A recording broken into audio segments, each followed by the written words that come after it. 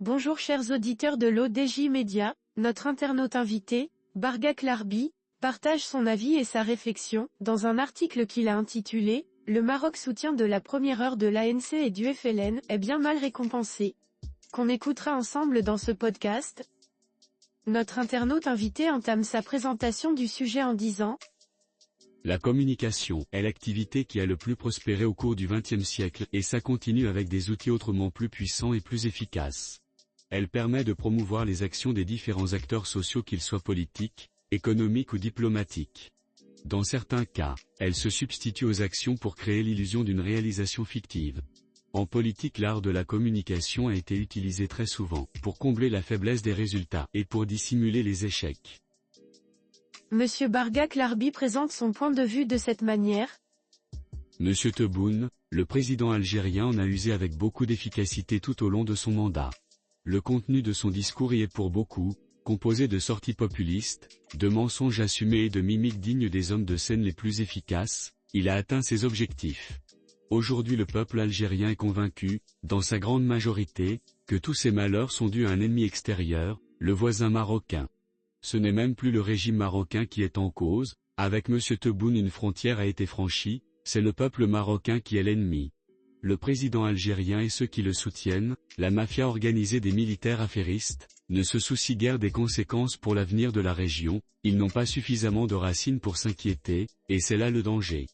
Quand du côté marocain, une nation millénaire, on pense à préserver l'avenir, en Algérie voisine on pense uniquement à avenir immédiat et prospérité de la progéniture.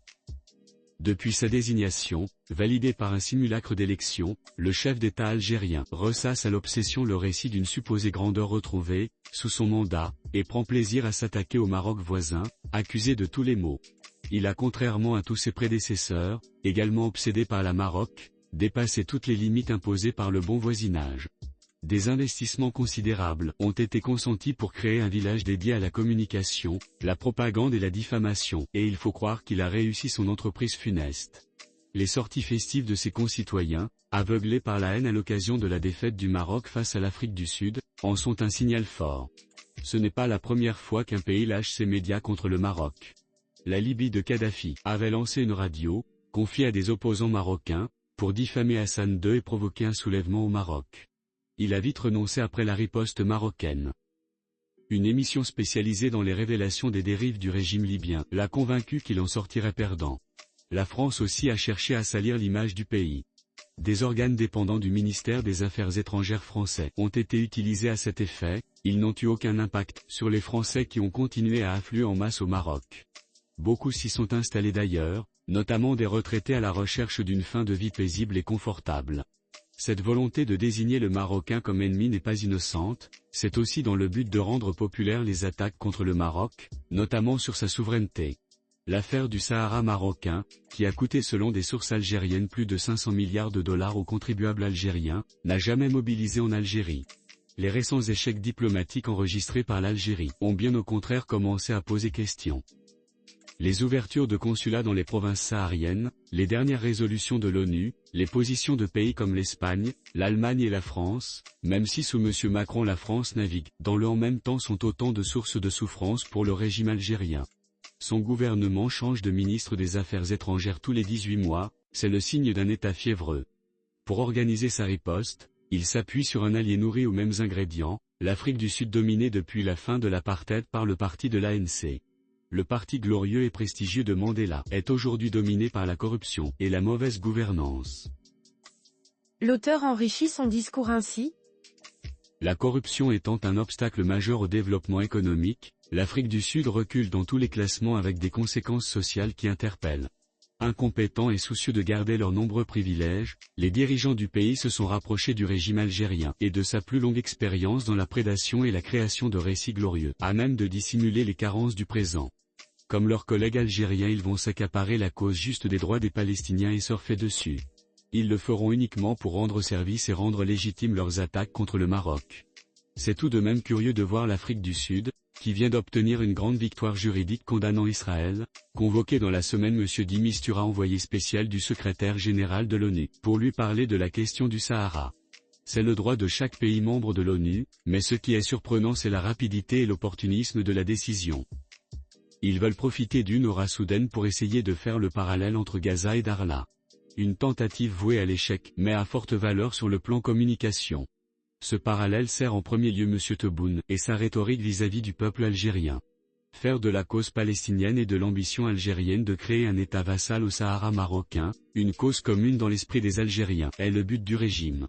C'est aussi le but du président, qui doit pouvoir continuer à manipuler son peuple. Il faut bien que les militaires continuent à consacrer des milliards de dollars à l'achat d'armes et de multiplier à leur profit les rétrocommissions.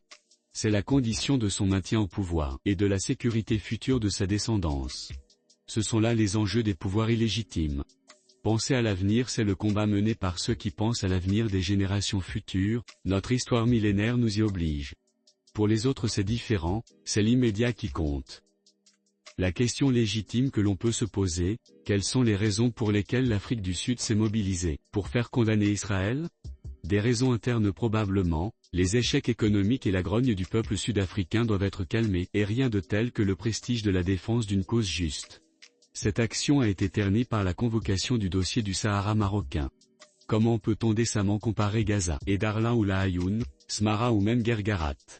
C'est indigne et assassin pour le peuple palestinien. Une action très vite récupérée par les médias algériens. Un crime contre le bon sens et contre les neurones des voisins perdus entre les signes évidents de leurs difficultés, ne serait-ce qu'en termes d'approvisionnement et de pénurie cyclique et une communication abondante sur tous les canaux. Plusieurs chaînes de TV privées et publiques et de sites algériens très actifs sur la désinformation et la fabrication de fake news ressassent en boucle l'accueil réservé par l'Afrique du Sud à M. Di Mistura. L'auteur termine son article en ces termes. L'Afrique du Sud est libre de soutenir qui elle veut. Mais lorsqu'elle utilise la cause palestinienne pour s'attaquer au Maroc dans un parallèle loufoque, elle perd de suite tout le capital qu'elle a rapidement accumulé récemment. Ce n'est malheureusement pas le seul point commun entre Afrique du Sud et Algérie. Parmi les attitudes qu'ils ont érigées en valeur, ils ont l'ingratitude. Le Maroc a été le premier soutien mondial, militaire et financier, aux revendications des Noirs d'Afrique du Sud. Nelson Mandela l'a particulièrement souligné en 1994 lors de sa première prise de parole en tant que président de la République sud-africaine. En 1960, lorsque la plupart des pays africains étaient encore sous le joug de la colonisation, le Maroc abritait les troupes de la résistance algérienne, avec à leur tête Boumedienne, la référence ultime des dirigeants actuels. Premier fossoyeur de l'économie algérienne et grand artisan de la haine anti-Maroc. Une haine idéologique au départ. Boumedienne était sous l'emprise de Nasser et de son panarabisme teinté d'économie dirigiste. C'est devenu personnel devant les succès de Feu Hassan II, dont les choix économiques ont été pertinents, on le saura bien plus tard, et la Marche verte, source du nouveau projet marocain post-indépendance. Le Maroc a dépassé avec la Marche verte l'État combat pour l'indépendance, tandis que l'Algérie voisine en est encore à raconter l'histoire des martyrs de l'indépendance, et l'Afrique du Sud celle de Soweto. La cause palestinienne n'est pour eux qu'une tentative de réendormir les peuples algériens et sud-africains, avant qu'ils ne commencent à prendre conscience des manipulations de leurs chefs. PS, l'Espagne qui soutient la proposition marocaine sur la question sahraoui vient de décider de tripler son aide à Arva en charge des réfugiés palestiniens. Elle est là la différence. Rédigé par Bargak Larbi. Merci d'avoir écouté ce podcast de l'ODJ Media, notre bouquet de supports numériques, portail, magazine mensuel connecté, Web Radio R212 dédié à la diaspora marocaine et Web TV. N'oubliez pas de télécharger notre application l'ODJ Mobile sur Play Store et de vous abonner à notre chaîne YouTube l'ODJ TV.